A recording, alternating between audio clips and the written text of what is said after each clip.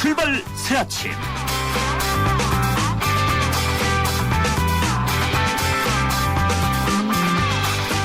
청취자 여러분 안녕하십니까. 출발 새 아침의 진일식 변호사입니다. 정치 정말 어려운 것인가 봅니다. 정치인들 하나같이 국민민복을 위해 정치한다고 합니다. 그런데요, 언뜻 생각하면 민생과 안보 잘 챙기고 세금 아껴 쓰면 될 것 같는데 정쟁이 끝이 없습니다. 어제 대정부 질문이 시작되는데요, 우리 국회 또 못 빠질 꼴을 보였습니다.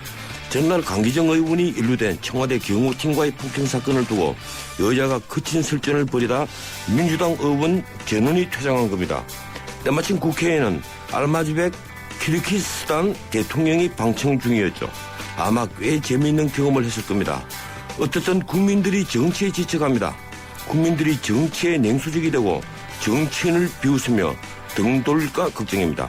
11월 20일 수요일 순서입니다. 그래도 어쩌겠습니까? 우리 국민들 정치인들을 믿으며 열심히 생업에 종사할 수밖에 없습니다. 예산안 처리 시한은 다가오고 경제 살리기 법안도 잠들어 있습니다. 여든 야든 결국 타협할 것이라고 믿겠습니다. 어제 민주당 입장을 들은 데 이어서 오늘은 일부에서 새누리당 김성태 의원을 연결합니다. 전기요금 또 올렸습니다. 올해 두 번째입니다. 이번엔 산업용을 좀 더 올렸습니다만 가정용 전기요금 누진제는 그대로이고 산업용은 누진제를 도입하지 않았습니다. 전기요금 개편안 2부에서 전문가 의견을 듣겠습니다. 길거리 흡연 금지 법안이 발의되는데요, 논쟁이 아주 뜨겁습니다. 어제 법안을 발의한 강기훈 의원의 의견을 들은 데 이어서 오늘은 3부에서 흡연자 쪽 정경수 회장의 의견을 듣겠습니다.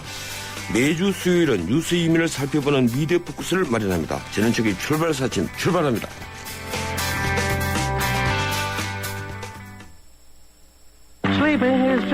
잠은 인생의 사치라던 에디슨. 하지만 그의 열정을 지켜준 것도 깊은 잠이었습니다.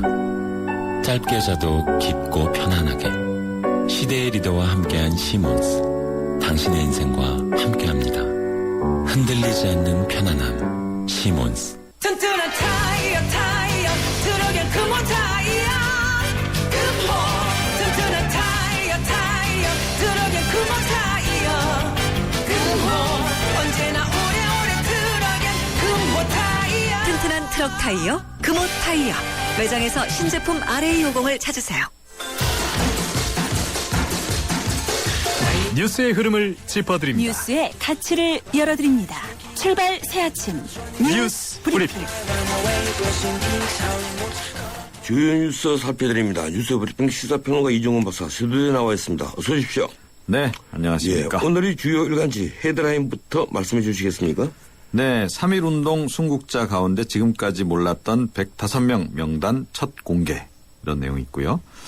동선, 검색어, 이메일까지 구글은 다 보고 있다, 이런 내용도 있습니다. 또 월 11만 6,800원 장애연금뿐인 이 간병 25년 살 길이 없었다, 이런 보도 내용도 있고요. 국정원이 사이버사령부에 심리전 지침 내렸다는 내용, 수능 출제 오류 논란이 있다, 이런 내용도 있고, 또 전기요금 내일부터 오른다, 이런 소식도 있습니다. 예, 이 전기요금 올리는 문제, 이 가정용 전기만 누진제가 적용되는데 이 막상 산업용 전기세는 재개의 반발도 심하죠? 네, 이번에 산업용 전기요금 인상률이 가장 높습니다. 6.4%인데 이 재개가 아주 심하게 지금 반발을 하고 있습니다. 이 정경련 쪽에서도 당연히 문제 제기를 지금 하고 있고, 중소기업들도 뭐 굉장히 지금 쓴소리를 내놓고 있는 상황인데요. 이 산업용 전기요금이 2000년 이후 14차례에 걸쳐서 78.2%나 인상이 됐고, 이 때문에 이 산업용 전기 가격이 생산 원가에서 차지하는 비중 101%에 달한다, 이런 내용입니다. 이번 그 전기료 인상 때문에 심각한 수지 악화를 초래할 거다, 이런 지금 지적도 지금 나오고 있는 이제 그런 그 상황인데요. 글쎄요, 대통령이 시정연설에서 경기 활성화 얘기했는데 또 이게 좀 반대되는 또 상황이어서 좀 기업들이 상당히 반발이 더 심한 것 같습니다. 예. 그런데 또 가정용 또 이번에 꽤 올랐거든요. 그렇습니다. 예, 올 1월 달에 올리고 이번에 올리면서 6단계 누진제를 그대로 적용을 하니까 이 불가피하게 전기를 많이 쓰는 가정들은 또 불만이 많더라고요. 네. 예, 어쨌든 원전 비제에 따른 전력난을 국민에게 떠넘기고 있다, 이런 지적이 계속되죠? 예, 그렇습니다. 우선 수요 예측 실패한 거 아니냐, 이런 지적이고요. 예. 게다가 원전 비리 때문에 지금 원전들이 다 서 있단 말입니다. 이러다 보니까 이 전력 위기 결국 이 국민들에게 부담을 주는 방식으로 이 수요 조절 뭐 그 방식을 좀 택하고 있는 거 아니냐 뭐 이런 이제 얘기인 거죠. 환경운동 관련 단체들로 구성된 그 에너지 시민회의 측도 중장기적인 전기요금 정상화 정책이 아니고 이런 식의 인상안은 한국전력 적자 해소의 의미만 지니게 될 거다. 예. 그러면서 급증한 전기 수요를 관리하려면 전기요금 인상분을 전력 수요 관리라든가 재생 가능 에너지 산업에 재투자해야 한다. 이런 주장도 나오고 있고요. 전력 업계 또 학계 측에서는 정보통신 기술을 활용한 그 에너지 저장 장치 혁신 같은 이런 그 방식을 통해서 전력 수요 관리 시장이 좀 새롭게 열려야 된다. 이런 지적도 지금 하고 있습니다. 예. 이 전기요금 인상 문제, 이 개편에 대해서는 2부에서 오늘 좀 더 상세히 따라보겠습니다. 예, 어제 일제 강점 시기, 그 요사인 또 일제 강점기라고 하는 이것도 네. 정확한 용어가 아니라는 또 얘기가 있어요. 뭐 어떤 일제 시대 때 이 소위 징용 피해자를 비롯해서 또 이 관동 대지진 피해자, 이 살해당한 분들 명부, 뭐 이런 명부들이 공개가 됐는데. 네, 그렇습니다. 어떻습니까? 대일 배상 청구 가능성에 관심이 되고 있죠? 예, 우선 그 이번 명부는 1952년 제1차 한일 회담이 결렬되고 난 그 이후에 그 2차 회담을 준비하는 과정에서 이승만 대통령이 좀 지시해서 만든 그런 자료라 그러고요. 그러니까 6.25 예, 그 6.25 전쟁 그 무렵이었네요. 예. 전쟁 중이었죠. 예. 그러니까 3.1운동 시 피살자 명부하고요. 일본 진제, 그러니까 이 지진 관련한 그 피살자 명부, 또 일정시 피징용자 명부, 이 3종 67건 23만 700여 명 피해자 명부 분석 예. 결과를 이제 공개를 한 겁니다. 지금 이제 대일배상 청구 가능성이 새롭게 이제 제기가 됩니다. 이제까지 대상이 됐던 사람들 이외에 이제 더 추가로 발견됐기 때문에 이제 그런데 정부도 일단 뭐 추가적인 검토가 필요하다 이렇게 지금 얘기를 하고 있습니다. 근데 기록을 봐가면서 검토를 좀 해야 하기 때문에 시간이 좀 걸릴 수 있다 이런 그 취지의 얘기를 지금 하고 있습니다. 정부가 조금 그 신중한 그 태도를 지금 보이고 있는데 아무래도 그 1965년 체결된 한일 청구권 협정상의 그 조항 그 해석 논란이 좀 이제 그 여지가 있기 때문에 이제 그런 건데요. 그 특히 그 협정 2조를 일본이 많이 지금 이야기를 하지 않습니까? 네, 인용을 그렇죠. 하는데 청구권에 관한 문제가 완전히 최종적으로 해결됐다는 것을 이제 확인한다. 이제 이 표현 때문입니다. 이거 앞으로 어떻게 할지 이제 정부가 이제 좀 고려를 좀 많이 적극적으로 기왕이면 좀 해줬으면 좋겠네요. 예, 그런데. 정말 참 두고 그 우리가 예. 그 아깝게 안타깝게 생각하는 그런 문제예요. 완전히 네. 최종적으로 해결한다. 그러게 말입니다. 네, 그래서 말입니다. 이게 그런데 이 법률적인 효력이 있느냐 없느냐 이제 그 문제가 좀 남아 있죠. 그렇죠. 근데 일본 언론이 이 문제에 있어서 뜨거운 반응을 보이고 있죠. 예, 그렇습니다. 그 NHK가 한국에서 일본의 과거사에 대한 비판이 더욱 높아질 우려도 있는 것 같다. 예. 이렇게 또 보도를 했어요. 마이니치 신문도 인터넷판에서 이 간토 대지진 그리고 3.1운동 관련 명부가 처음 발견돼서 일본과 한국 간에 새로운 불씨가 될 가능성이 있다. 이렇게 내다봤는데 특히 NHK는 그 간토 대지진 당시에 일본인에 의해서 학살된 조선인 명단 일부가 이번에 공개된 것. 이게 일본 헌병에 이제 총살당했다. 이런 그 것들을 사실은 이제 입증하는 거 아니겠습니까? 예. 이런 사망 경위가 이제 등장한 것. 이것이 대일 비판을 촉발할 수 있는 그런 대표적인 사례가 아니냐. 이런 지적을 했다고 합니다. 예. 그리고 오늘 그 동성과 금서고 이메일까지 구글이 전부 다 보고 있다. 네. 이 내용은 어떤 내용입니까? 예, 많이 놀라셨죠. 예. 저도 놀랐습니다. 이 7월 말 현재 그 국내 스마트폰 가운데서 91.7%, 그러니까 3,200여만 대가 이 구글 안드로이드 폰이지 않습니까? 예. 근데 이 구글이 이 상당한 정보를 사실은 가져간다는 거죠.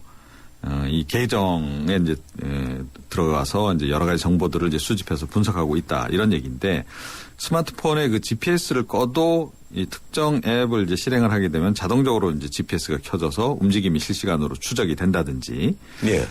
기타 이제 나머지 정보들도 사실은 이제 이 빠져나갈 수 있는 그런 그 여지들이 상당히 많다는 거죠. 그리고 이 지메일도 많이 이제 쓰지 않습니까? 예. 그 내용도 자동적으로 검색해서 이렇게 검색이 이루어진다 그래요. 그래서 실제로 분석도 이루어지고 있고 그런데 대부분이 우리 이용자들은 모르지 않습니까?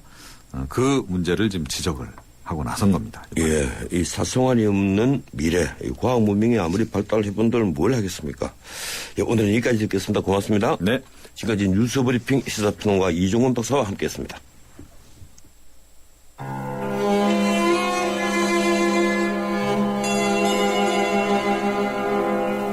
안녕하세요. 유열입니다. 진솔하고 속 시원한 출근길 정통시사 프로그램 YTN 라디오 전원책의 출발 새 아침. 지금 저도 여러분과 함께 듣고 있습니다.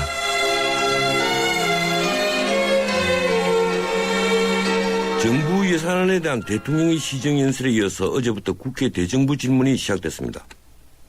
대정부 질문은 국민들에게 양당의 입장을 알리고 정책을 비판하고 대안을 제시하는 절호의 기회인데요. 어제 여야는 서로를 공격하기 바빴습니다. 도대체 여야 정쟁은 언제쯤 끝날까요? 어제 국회 본회의장에서는 전날 청와대 경호팀 폭행 사건을 두고 설전을 벌이다 민주당 의원 전원이 퇴장하는 사태가 벌어지기도 했습니다. 어쨌든 다급한 쪽은 정부 여당입니다. 예산안 처리 시한은 다가오는데 야당은 특검 요구에서 한 발도 물러서지 않기 때문입니다. 어제 김현미 의원으로부터 민주당 입장을 들은 데 이어서 오늘은 새누리당 입장을 듣습니다. 어제 대정부 질문 질의자로 나섰던 분이죠. 심순대 의원 전화 연결되어 있습니다. 김 의원님 안녕하세요. 예, 새누리당 김성태 의원입니다. 예, 여보세요. 예, 김성태 의원입니다. 전화 연결이 아직 제대로 연결이 안 된 것 같습니다. 이 박 대통령이 어제 그제죠. 시정연설에서 그 여야가 합의를 해오면 무엇이든지 받아들이겠다. 이렇게 얘기를 했는데 이 민주당의 김한길 대표부터 말씀은 많았지만 정답은 아니다. 이렇게 얘기를 했습니다. 그래서 여야 대결은 계속되고 오히려 정쟁은 더 악화되는 것 같습니다. 민주당 입장에 있어서는 특검과 그리고 국가정보원 개혁 특위를 받아라. 이렇게 얘기를 했고 양특위를 절대 바꿀 수 없다. 이런 주장입니다. 그런데 새누리당 입장에서는 그것이 또 어렵다는 것이죠. 예, 여보세요? 예, 아직까지 연결이 제대로 안 된 것 같습니다. 예, 그래서 여야가 지금 격돌 중인데요. 이 대통령이 특검에 대한 결단을 내달라. 이것이 이제 민주당의 입장입니다. 민주당은 국회 앞에서 그래서 규탄 대회까지 열었습니다. 예, 제가 첫 질문으로서 김성태 의원에게 이 문제를 먼저 좀 들어보겠습니다. 여보세요? 예, 안녕하세요. 예, 저희들 사정 때문에 연결이 좀 제대로 고르지 못했습니다. 죄송합니다.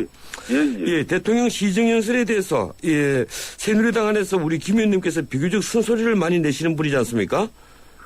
예, 시정연설 개인적으로 어떻게 평가하십니까? 한마디로 대통령께서도 지금 꽉 막힌 이 전국을 타개해 보려고 뭔가 성의를 보이려고 노력했는데 오히려 상황은 더 악화된 것 같아서 정부와 여당으로서는 당혹스러운 것이 사실이죠. 지금 이 상황이라는 것은 그만큼 여야의 갈등이 장기간 오래 지속되고 그만큼 신뢰도 금이 간 상태라는 것을 반증하는 대목입니다. 참 안타까운 현실이에요, 지금. 그러니까 지금은 아마 백약이 무효예요, 제가 볼 때는. 예. 그 대통령은 여야가 합의 오면 무엇이든 받아들이겠다 이렇게 얘기를 했는데 우선 그 김 의원님께서 특검에 대한 의견은 어떻습니까? 사실상 대통령께서 국회를 존중한다는 것은 국회라는 것은 바로 여야를 말하는 것인데 이 여야가 대화 타협을 통해서 절충해 나오면은 국가의 수반인 대통령으로서는 그걸 수용하겠다는 것이거든요. 그러니까 민주당이 특검하고 특위 두 개를 주장하고 있지 않습니까? 그래서 대통령 시정연설 이후에 우선 1차적으로 우리 당 지도부가 긴급 최고회의를 열어서 그럼 국정원 계획 특위라도 한번 국회 내에서 같이 가동해보자. 물론 전제는 국회를 정상화시키는 전제 속에 그런 입장을 조심스럽게 필요했지만은 민주당 입장에서는 특검을 도입하지 않으면은 이런 우리 새누리당의 입장을 자기네들이 수용할 수 없다 이런 거 아니겠습니까? 그러니까 지금 상황은 참 김한길 대표가 하는 이야기처럼 이 미지근한 물로 밥을 지을 수 없다는 그런 입장으로 뭔가 화끈하고 뭔가 결정적인 걸 바라는 것 같은데, 그게 지금 예간에 정치적으로 쉽지 않은 상황이죠. 예, 이 정치판에는 늘 참 재미있는 얘기들이 그렇죠. 많이 나오는 것 같아요. 미지근한 네. 물로 밥 못 짓는다는 아주 당연한 말도 재미있게 들리니까 말입니다. 네. 예, 어떻든 그 특검과 국정원 개혁특위를 예산안 및 법안 처리와 지금 연계를 하고 있는 게 사실상 그런데요. 네. 예, 이른바 국회 선진화법 때문에 지금 새누리당은 단독 처리도 불가능하지 않습니까? 그렇습니다. 어떻게 해야 한다고 보십니까? 정말 새누리당 입장에서는 또 박근혜 대통령 정부 입장에서도 지금 국회를 움직일 수 있는 그런 아무런 수단과 방법이 없어요.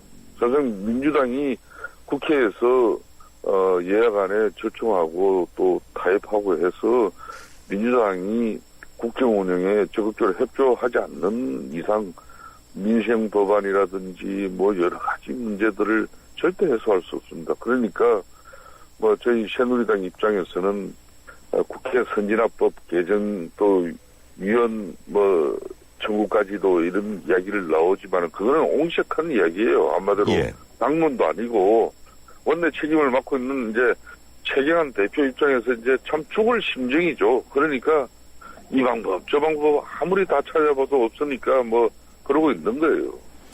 예, 이 새누리당은 국정원 개혁특위는 수용하겠다고 했는데요. 어제 의총에서 이 부분에 대한 추인을 받았습니까?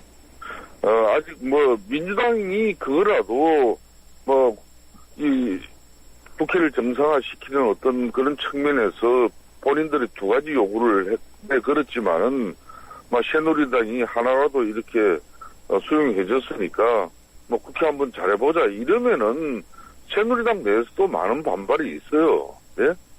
예. 많은 반발이 있기 때문에 이 결정을 지도가 쉽게 내리지도 않아요. 그런데 문제는 그 하나가 민주당 입장에서 이걸 그 하나로는 절대 어렵다는 거니까 새누리당 지도부 입장에서도 그걸 확정짓지는 못하죠. 지금 상태에서.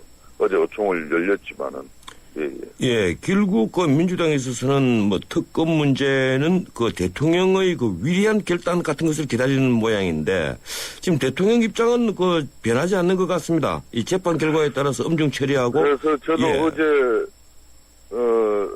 대정부 어제 질의 첫 번째 질의자입니다. 예, 그렇죠. 지금 이 꽉 막힌 정국을 풀기 위해서는 지금 민주당 입장에서는 우리 황우여 대표 최고와 이 지도부하고는 아무런 어떤 결과물을 만들어낼 수도 없고 또 그렇게 믿지도 못해요. 예. 이 갈림 대표 체제다는 그런 어떤 인식을 가지고 있어요. 그렇기 때문에 저도 어제 국회 질의에서 이제 대통령께서 좀 결심을 해주라. 응? 예. 한마디로 영수회담, 제대로 된 영수회담을 통해서, 그동안 이제, 특히 야당을 배려하고 또, 엉어러진 그 사람들의 이 마음을 좀 우리가 풀어주면서, 뭔가 전국을 좀 변화시켜 나가보자. 그런 입장에서 대통령이 영수회담을 어제 제안을 했죠. 예, 그러니까 우리 김 의원님께서는 어차피 관리형 당대표로 보이고 있으니까 대통령이 나서서 이 김한길 대표를 만나서 좀 엉어리진 마음을 풀어달라 이런 취지의 말씀하시는군요. 그렇습니다. 지금 사실 민주당 입장에서 지금 우리 새누리당 황우여 이 대표 체제에 사실은 큰 기대를 하지를 않고 있어요. 그러니까 그도 그럴 것이 황우여 지금 당 대표 체제 입장에서는 지금 이 꽉 막힌 정부를 풀어나가기 위한 어떤 통권 어떤 결단과 결심을 야당의 이 일정 부분 수용할 수 있는 그런 부분을 제한할 수 있는 그런 또 여건도 아닌 것 같아요. 그러니까 김한길 대표 최고가 서울시청 광장에서 천막 투쟁을 101일 동안 시청 광장에서 했잖아요. 그 하면서도 꾸준하게 이제 대통령과 이제 한번 단판을 지어보겠다는 어떤 그런 입장이었거든요. 예. 그래서 물론 이제 대통령께서도 이제 황우여 당 대표, 우리 새누리당 대표와 3자 회동은 이제 이루어지고 했지만은 뭐 아주 원론적인 이야기만 주고받는 어떤 그런 자리가 되다 보니까 지금 민주당 김한길 대표 최고께서도 그냥 이 막힌 정국을 풀기 위해서 예. 뭔가 자기네들이 협조할 수 있는 그런 진정한 마음이 지금 안 돌아오고 있는 거예요. 그러니까 보십시오. 예, 알겠습니다. 이미 박근혜 대통령께서 지난 대선 기간에 국가기관이 대선에 조직적으로 개입한 부분을 이제 민주당은 그걸 밝히자는 거 아닙니까? 그 진상을. 예. 그래서 이제 그거 다 수용했어요. 검찰 수사를 통해서 명명백백하게 밝혀가지고 재발 방지하겠다. 말 그런 사실이 있다면 관련자 엄중 처벌하겠다. 이렇게 법적 제도적 장치 또 확보하겠다. 이렇게 다 대통령 입에서 직접 다 언급하고 결정을 했음에도 불구하고 지금 민주당은 그걸 수용하지 않고 있는 거예요. 그러니까 지난번 여름에 국회에서 국정원 댓글 관련 청문회 했잖아요. 예, 알겠습니다. 그건 그 정도로 해주시고요. 예. 그 예산안에 대해서 우리 김 의원님 의견을 좀 듣겠습니다. 예, 예. 예. 이 정부 예산안이 한 357조가 되는데 이 복지 예산이 늘어나는 바람에 내년에도 적자 예산인 건 알고 계시죠? 예. 예. 그런데 지금 세법 개정안에 국회에 나와 있는데 이 보편적 복지를 하겠다면 이 세법 체계를 전면 개편하든지 해서 서구처럼 소비과세를 또 뭐 올리고 해서라도 정세를 해서 이 적자 예산은 그 아닌 걸로 이 재정 건전성은 확보해야 되지 않겠습니까? 어떻습니까? 저는 정치인의 한 사람으로서 이제 예. 정치권에서 그 수많은 복지 공약을 남발해서 예. 이제 본인들의 정치적 의도를 달성한 경우가 많아요. 국회의원이든 뭐 정치인들은 많아요. 예. 그렇다고 해가지고 그 많은 복지 공약을 실천하려면은 분명히 재원이 필요로 합니다. 이 재원이라는 것은 하늘에서 뚝 떨어지는 돈도 아니지 않습니까? 예. 그렇기 때문에 우리가 실천할 수 있는 그런 복지 공약을 가지고 국민들에게 그런 복지 혜택을 고루 나눠주기 위해서는 지금 내는 세금보다 더 많은 세원을 확보할 수밖에 없다. 그런 측면에서 이제 국민들에게 솔직한 고백이 필요해요. 예. 그러니까 언제까지 정체에 없는 이 복지 공약을 100% 실천한다. 이거는 저는 사실상 불가능하다고 보는 것이죠. 그렇기 때문에 예.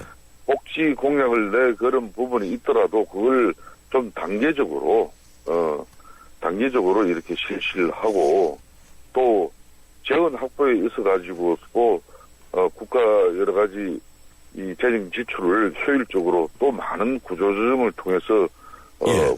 불급한 사업들을 조정해내는 그런 뼈를 깎는 노력을 하고 마지막에는 국민적 이해와 동의를 구하는 어떤 그런 정치의 노력을 이제 가져가야 될 때입니다. 예. 그런데 이 정치는 예. 말이에요. 절대 정부라든지 새누리당, 집권당이고 이건 어느 특정 정당이고 정부가 일방적으로 끌고 가서는 결코 안 되는 일이에요. 이거야말로 사회적 논의를 통한 이런 복지 확대에 따른 정책 이 부분은 사회적 논의의 결과물로 우리가 만들어내야 되는 거예요. 예. 그런데 그 논란의 불씨를 이제 정치권이 예, 알겠습니다. 예. 진솔한 국민들 고백을 통해서 만들어내자는 거죠. 예, 근데 지금 야당이 그 부자 감세 처리하면 된다고 얘기를 합니다. 결국 그 이명박 정권 때 그 내렸던 법인세를 다시 올리자 이런 주장인 것 같은데요. 어떤 의견입니까? 저는 정말 얼토당토하는 이야기예요. 그냥 예.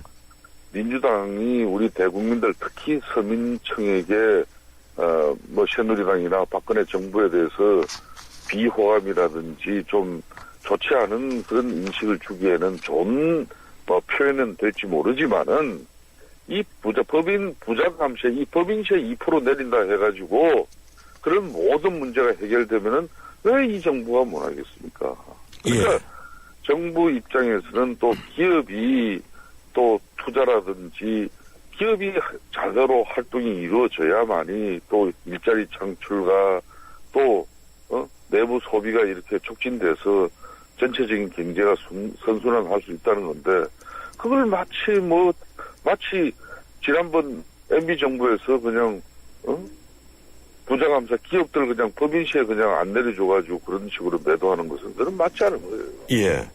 예. 어제 본회의에서 구룡마을 개발 특혜 문제를 질문했는데요. 일각에서는 박원순 시장을 공격하기 위한 질문이다 이렇게 주장을 합니다. 어떻게 답변하시겠습니까? 저는 그렇습니다. 대한민국 정기국회 대정부 질의 공간에서는 예. 이거는 어느 누구도 성역이 있어서는 안 된다고 봅니다.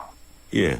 더군다나 박원순 시장은 국무회의에 참석하는 그런 수도 서울 특별시 시장입니다. 한마디로 국무위원급 지금 시장이에요. 예. 그만큼 서울시는 정부가 국가를 운영함에 있어가지고 중요하기 때문에 국무회의에도 서울시장을 참석시키는 거예요. 자, 그런 서울시에서 이 구룡마을이란 강남에 이제 무허가 판자촌을 개발함에 있어가지고 44%의 대토지를 가진 그런 대토지주의 이익을 대변하는 일부 한지 개발 방식의 이 구룡마을을 개발한다 그러면은 지금 토지를 서울시가 수용하고 보상하면은 1,000억 이익이 발생하는데 그 사람들이 예. 만약 이 한지 방식으로 하면은 4,000억의 이익을 안겨줄 수 있어요. 그 대토지주에게. 예, 그런데요. 이거 일부 환지 방식 하는 것은 거주자와 토지주 등 이 관련된 이해관계인들을 전부 배려하다 보니까 불가피하다 이런 주장들이 있습니다. 그 점은 어떻게 보십니까? 그러면은 1,200여 가구가 예. 이걸 불가피하다 그러면은 서울시 입장은 맞지를 않는 게 그 대토지주가 44% 땅을 소유한 대토지주가 왜 지난번 지자체 선거에서 강남구청장, 지금 신년이 강남구청장에게 대토지주 측근이 이 돈보따리를 싸들고 왜 그 돈을 전달을 했습니까? 예, 그래서 그런 일이 결국 이 있었군요. 사람들은 불법 정치 자금으로 이렇게 선거법 위반으로 이렇게 고발되어져 가지고 처벌받았어요. 예. 그러니까 이 대토지주는 그 주민들 400명에게 땅을 10평씩 공짜로 그냥 나눠줬어요. 명의를 이전시켜줬어요. 예. 단 이 사람들이 개인적인 양도나 양수는 못하게끔 해가지고 그러면 이번에 서울시의 이 한지 개발 방식이면 이 400세대가 조합을 결성해가지고 아파트를 지으면 엄청난 이익이 발생하겠죠. 그 이익을 바로 이 대토지주가 가게 됩니다. 그 대신 구룡마을 그 일부 400명의 주민들에게는 25평짜리 아파트를 한 채로 그냥 주겠다는 거죠. 예, 알겠습니다. 이렇게 해서 지금 예. 문제가 된 겁니다. 예, 알겠습니다. 여기까지 듣겠습니다. 고맙습니다. 예, 감사합니다. 예, 지금까지 새누리당 환노위 의원이죠. 예, 김승태 의원이었습니다. 지휘자 금난쌤입니다. 높고 낮은 금관악기와 목관악기까지 개성 있는 음들의 하모니를 만들 수 있는 건 하루하루 열심히 기록하는 습관입니다. 최고의 하모니를 위한 금난세 씨의 노력은 매일매일 양지 다이어리와 함께합니다. 나의 역사 속엔 언제나 양지 다이어리. 저 김광규 여행도 혼자 하고 쇼핑도 혼자 하고 보험가입도 인터넷에서 혼자 하죠. 아주 쉽고 편하게. 새벽 3시까지 4단계로 간편하게 삼성생명 인터넷보험 라운지. 인터넷 보험도 삼성생명이 만들면 다르네. 삼성생명 인터넷보험 라운지. 지금 클릭. 우주에서 가장 아름다운 별, 지구. 하지만 누군가에겐 목마름의 별이며 어둠의 별이기에 우리는 지구의 바다를 인류의 마실물로 바꾸고 지구의 자원을 인류의 빛으로 바꾸고 있습니다. 지구의 가치를 높이는 기술, 두산중공업. 예, 1부 인터뷰 시작할 때 연결이 매끄럽지 못한 점 양해를 바라겠습니다. 저는 지금 출발사 지금 1부였고요. 잠시 뒤 2부 뵙겠습니다. YTN 라디오 다문화 캠페인. 98년 프랑스 월드컵에서 우승컵을 나는 프랑스 축구대표팀. 우승의 주역은 이민자 2, 3세였습니다. 알제리 출신의 지네딘 지단, 모로코의 티에리 앙리, 세네갈의 비에리아 등이 주축이 된 이른바 흑백 대표팀이 감동적인 우승컵을 들어올리자 프랑스는 사회 대통합을 이루어냈습니다. 세계 곳곳에서 모여든 다양한 사람들이 공존하며 사는 곳 대한민국. 제2의 지단, 제2의 악리가 바로 이곳 대한민국에서 탄생할 날이 머지않았습니다. 이 캠페인은 글로벌 뉴스리더 연합뉴스와 함께합니다. 농산물 직거래 바로 알기. 농산물 직거래는 어렵다? 아니다. 제철 꾸러미 신청 한 번이면 제철 농산물이 매주 산지에서 식탁으로. 싱싱장터 클릭 한 번으로 싱싱한 농산물을 저렴하고 편리하게. 농산물 직거래는 믿을 수 없다? 아니다. 로컬 푸드 직매장에서 우리 동네 농산물을 보고 믿고 구매까지. 건강함과 신선함을 한 번에 믿을 수 있는 농산물 직거래. 대한민국 유통을 바꾸다. 이 캠페인은 농림축산식품부와 AT 한국농수산식품유통공사가 함께합니다.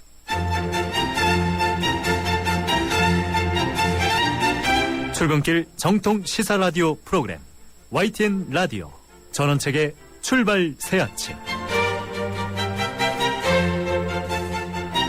예, 전원책의 출발 새아침 2부 시작합니다. 지금 시각은 7시 40분 45초 되고 있습니다. 출근길 도로 정보 알아보겠습니다. 김정윤 캐스터.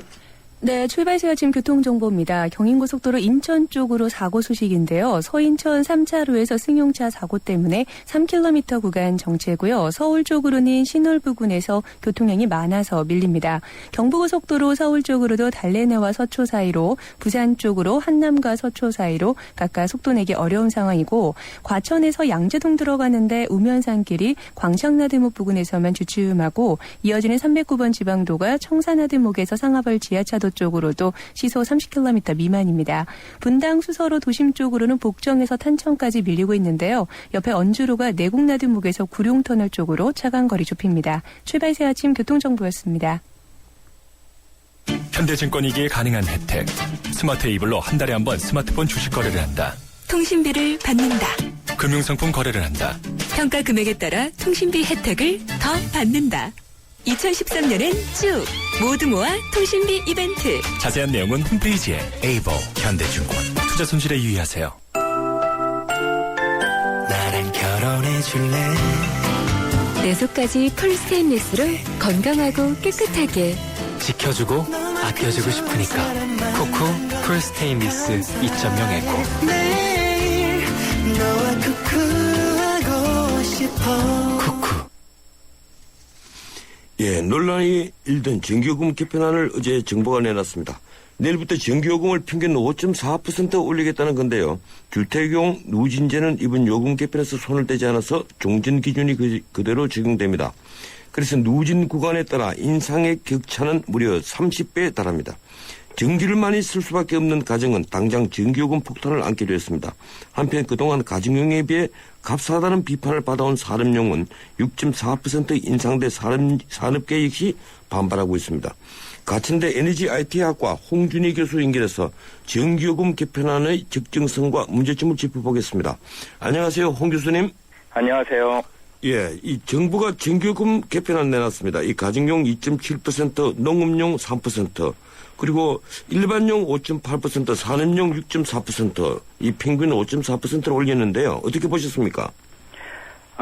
우리나라 산업 부문에서의 과도한 전기 소비 증가가 문제가 된 것은 오래된 이야기입니다. 예. 특히 2011년도 9.15 대정전 이래 지난 2년 동안 전력 부족으로 여름에는 에어컨을 금지하고 겨울에도 히터를 금지하는 나라가 되었는데 예.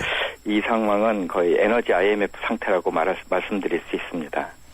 더군다나 예. 원전 문제라든지 밀양에서의 사회적 갈등 등은 총체적인 에너지 난국인데요. 이런 상황에서도 정부 정책이 무언가를 하지 않는다면 이상한 상황인 거죠. 이번에 전기요금 인상은 실상 만시지탄이라고 말씀을 드릴 수가 있습니다. 예, 그런데 하나씩 좀 짚어보겠습니다. 우선 전체 전기 소비량 중에서 가정용 소비는 14%가 채 되지 않는데, 이 문제는 가정용에 이번에도 또 올리면서 누진제를 그대로 적용하다 보니까 이 가정에도 어렵지만 전기를 많이 쓸 수밖에 없는 가정들이 있는 모양이에요. 그런 집에 이제 전기요금 폭탄이다 이런 말이 나옵니다. 어떤 의견입니까? 가정용 전기요금을 이번에 언급하지 않은 것은 예. 가정이 쓰는 전기요금의 인상이라든지 변화에 대해서 국민들의 수용성이 굉장히 낮기 때문에 정책적으로 이런 어려운 점을 이렇게 피해갔다는 느낌이 있습니다. 아울러서 가정용 전기의 현재 소비 상태는 굉장히 아껴 쓰고 있거든요. 우리나라 국민들은 보통 OECD 평균 대비해서 절반, 심지어 체코슬로바키아 등에 비해서도 전기를 훨씬 덜 씁니다. 말하자면 마른 수건 상태라고 말씀을 드릴 수 있는데요. 따라서 가정용 전기요금에 대해서 어떤 정책의 변화를 가져오더라도 실제 그 정책의 효과는 어차피 적을 수밖에 없으니까 이번에는 그 논란의 대상도 되는 점도 피하고 정책 효과도 낮기 때문에 가정용 부분에 대해서는 이렇게 피해갔다 하는 그런 느낌이 듭니다. 그런데도 불구하고 인상률 자체는 아주 조금이지만 올리기는 했거든요. 이 부분에 대해서는 저는 아주 반대입니다. 말하자면 산업용이라든지 아까 말씀하신 기업에서 쓰는 전기 소비 상태는 말하자면 젖은 수건 상태인데 젖은 수건을 짜지 않고 마른 수건을 건드는 이런 정책은 그 자체로 반대 의견을 가지고 있습니다. 예, 그렇군요. 이 올해만 해도 벌써 두 번째 인상인데요. 예, 1월 달에 그 주택용 2%, 산업용 4.6% 올리지 않습니까? 예, 그러다 보니까 지금 산업용만 하더라도 2000년 이후에 14차례에 걸쳐서 한 78%가량 올렸다는 겁니다. 이 전기요금 왜 이렇게 자주 올려야 되는 겁니까? 이 결국 그 일각에서는 이런 얘기를 합니다. 뭐 산업용을 포함해서 모든 전력 수요를 제대로 예측을 못했고 또 이번에 원전이 그 부실로 해서 섰기 때문에 그걸 전부 다 수요를 줄이기 위해서 요금만 올리는 것 아니냐 이런 지적을 하는데요. 어떻습니까? 예, 그렇지 않은 측면은 있습니다. 가령 산업용 전기요금에 대해서 말씀을 올리면 기본적으로 이제 그 전경련 등에서는 2000년 이후 한 78% 누적해서 인상됐다고 반발이 심한데요. 2000년 이후 따져보자면 전기의 원료가 되는 석탄 가격은 대략 400% 이상 올랐습니다. 석유 값도 500% 이상 올랐죠. 그리고 원료가 올랐다는 거군요. 예, 그렇습니다. 그 다음에 아울러서 뭐 철강협회 등에서 만드는 철강 가격만 보더라도 같은 기간 250% 이상 올랐으니까 기본적으로 지난 한 10여 년간 전반적인 물가 인상 자체가 굉장히 많이 오른 겁니다. 그런데도 우리나라 산업용 전기요금은 고작 대충 누적해서 따져보니까 한 38.8% 올랐더라고요. 그러니까 전경련과 철강협회 등에서 모두 과장된 숫자를 가지고 말하자면 기존의 이익을 지키기 위해서 약간 억지스러운 주장을 펼치고 있지 않나 이런 생각이 듭니다. 아울러서 현재 우리나라 산업용 전기요금은 2000년 이전에는 대개 OECD 평균 수준하고 큰 차이가 없었습니다. 그런데 현재는 우리나라가 OECD 평균 수준의 절반밖에 안 되거든요. 이 이야기는 뭐냐면 다른 나라들은 대개 석탄 가격 인상이라든지 물가에 연동해서 전기요금을 차근차근 올려서 보통 시장에서 정상적으로 거래되는 값을 받고 있는데 우리나라만 절반 정도로 기업에 할인해주는 할인 정책을 펼치고 있었던 것입니다. 이렇게 전기요금을 할인해주면요. 전기를 많이 쓰는 철강 기업이라든지 이런 데는 이득을 보지만 동시에 LED 조명 회사라든지 태양광이라든지 혹은 전력 저장 장치와 같은 혁신적인 에너지 기술을 가지고 있는 회사들은 굉장히 어렵습니다. 물건이 안 팔리니까요. 그러니까 산업 부분에서 전기요금 인상이 과하다고 주장을 하는 것은 사실상은 다른 기업의 어려움을 도외시하고 자기 자신의 이익만 지키겠다는 주장으로서 이것도 일종의 혜택은 누리되 우리 집 마당은 안 된다는 님비적 발상이라고 말씀드릴 수 있습니다. 예, 이 우리가 GDP 대비 전력 소비량이 OECD 평균 1.7배인데 이 가정용은 오히려 OECD 평균이 절반에 불과하더라고요. 그래서 제가 이 공부를 좀 해보니까 산업용과 일반용 에서 많이 쓰는 것인데 우리 또 산업 구조는 전기를 많이 쓰는 그런 산업 구조라고 그래요. 이 산업에서 생산 되는 이 제조 공장들이 그렇답니다. 그렇다면 일반용, 상업용이 가장 큰 문제일 것 같은데 이 교수님께서는 어느 쪽의 낭비가 가장 심하다고 보십니까? 예, 산업용과 일반용에 굉장히 낭비가 심합니다. 우리나라 산업용 전기요금 수준은 보통 OECD 선진국 가격의 절반이라고 말하는데요. 중국보다도 한 40% 쌉니다. 예, 그렇군요. 동남아시아에 있는 인도네시아나 말레이시아보다도 평균적으로 한 40에서 50% 저렴한 수준이고요.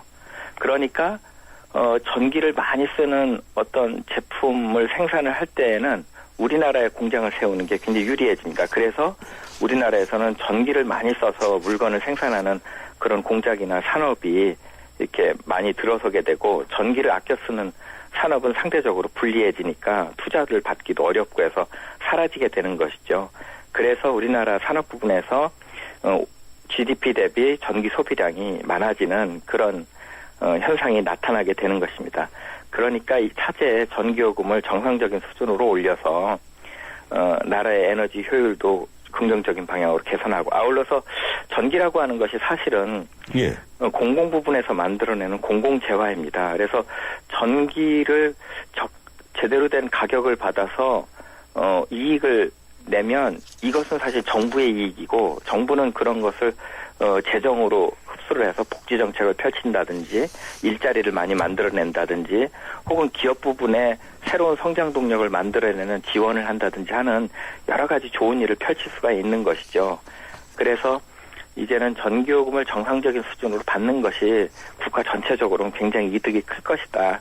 이런 생각이 듭니다. 예. 어제 그런데 그 전기요금을 6.4%를 올리겠다고 하니까 당장 7강협회 같은 데서는 이 2,688억 정도의 추가 부담이 생긴다는 겁니다. 연간 말이죠. 네네. 예, 그래서 굉장히 어려워진다. 이제 이런 그 얘기를 하는데 어떻습니까? 전체 그 제조 원가의 뭐 전력 비용이 그 우리나라가 외국보다 아주 높은 겁니까? 낮은 겁니까? 어떻습니까? 우리나라의 그 제조원가에서 전기 요금이 차지하는 비중은 고작 1%입니다. 1% 제조원가라고 하는 건 물건을 만드는 원가 대비한 것이고요. 실제로 상품의 가격을 기준으로 하면 0.7% 정도이니까 이번에 산업용 전기요금을 6.4% 올렸 것을 제가 계산을 해보니까 10,000원에 팔리는 물건에 고작 5원 정도 이제 가격 인상 요인이 있는 수준입니다. 그다음에 철강협회의 경우에는 현대제철과 같은 이제 전기로 방식의 기업이 전기를 많이 사용하는데 이 경우에도 제조원가의 6% 대략 소비자 가격의 4에서 5% 수준의 전기요금 부담이 있으니까 이번 인상 정책으로 1,000원당 한 3원의 인상 요인이 생기는 거거든요. 네, 그렇군요. 이런 정도라면은 경영을 합리화하고 경비를 절감함으로 해서 능히 이렇게 감당할 수 있는 수준이고요. 아울러서 비교하자면 포항제철 같은 경우는 평소에 자가 발전도 준비를 하고 여러 가지 준비를 잘해서 이번 정책으로 영향을 거의 받지 않을 것으로 예상이 됩니다. 말하자면 요런 기업이 이제 훌륭한 기업이라고 말씀을 드릴 수 있는 거죠. 예. 이 교수님이 보시기에 이번 요금 개편으로 전기 소비가 줄어들 것으로 보십니까? 이 가정용 전기 같은 경우는 월 평균 1,310원 정도 인상이 예상된다고 밝히셨던데 어떻습니까? 이번 평균 인상률 5.4%. 혹은 이제 산업용의 6.4% 인상률로는 정책의 목적을 달성하기 어렵다고 판단하고 있습니다. 기업에서 가령 10,000원짜리 물건에 5원 정도 오르는 정도라고 해봐야 사실 어느 사장님이 이것에 신경을 쓰시겠습니까? 그러니까 설비를 교체하는 일도 안 생길 것이고 오히려 귀찮기만 하니 5% 정도의 요금 인상이야 그냥 무시를 해버릴 거라고 저는 생각합니다. 그러니까 5% 전기요금 인상률 정도, 그 다음에 이렇게 그냥 일회성으로 그치는 단발적인 정책의 발표는 말하자면 여전히 전기요금을 싸게 유지하려고 하는 그런 새가슴 정책이 아닐까 이런 생각을 하고요. 이렇게 정책이 시장을 무서워하고 새가슴이 되면은 이제 무시하고 깔보게 되는 겁니다. 시장이 반응을 하지 않고. 그렇게 되면은 정책 효과를 기대하기 어렵죠. 예, 고맙습니다. 여기까지 듣겠습니다. 예, 지금까지 가천대 에너지 IT학과 홍준희 교수였습니다. 2013년 총결산 하이마트 전국통 실세일 김치냉장고 TV 세탁기를 결산 특가로 최고 200만 원 캐시백과 최고 24개월 카드 혜택 이상 훈수 고객을 위한 최고 100만 원 추가 혜택까지 모두 놓치지 마세요. 전국 350여 개 매장에서 11월 8일부터 12월 1일까지 전자제품 살 땐 하이마트로 가요. 한 달쯤 살고 싶은 유럽 탑10 개표 결과입니다. 스페인 론다와 이탈리아 친케테레가 역시 상위권이군요. 1위는 이런 데라면 정말 내가 사랑한 유럽 탑10. 투표 결과는 travel.koreanair.com에서 대한항공 유럽 11개 도시 최다 노선 운항. Excellence in flight. Korean Air. 예, 출발 사침 2부 있습니다. 예, 3부 시작은 8시 10분에 하겠습니다.